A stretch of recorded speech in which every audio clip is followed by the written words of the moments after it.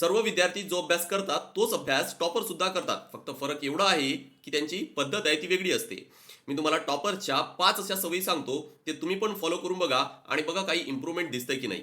पहिली आहे की एक दिवस आधी, म्हणजे उद्या जो काही प्लॅन करायचा आहे, उद्या जो अभ्यास करायचा आहे, तो माझा आज रात्रीच प्लॅन असायला पाहिजे. सो एक दिवस आधी रात्रीच प्लॅन करून ठेवा उद्याचा. सेकंड आहे की तुम्ही जिथं कुठं अभ्यास करत आहात, जो टेबल आहे तो अस्ताव्यस्त असायला नको, तो तुमचा प्रॉपर ऑर्गनाइज असायला पाहिजे.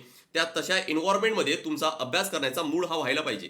तिसरं आहे आणि फार इम्पॉर्टंट आहे की डिस्ट्रॅक्शन्स जे पण आहेत ते दूर करा. म्हणजे जसं फॉर एक्झाम्पल मोबाईल, जो सर्वात मोठा डिस्ट्रॅक्शन आहे, त्याला तुम्हाला दूर करावं लागेल ज्या वेळेस तुम्ही अभ्यास करत आहात. चौथं आहे की जे तुम्ही ब्रेक्स घेत आहे तुमच्या अभ्यासामध्ये, मग ते 5 मिनिट असू द्या, 10 मिनिट असू द्या किंवा अर्धा तास असू द्या, त्याचा प्रॉपर युटिलाइज करा.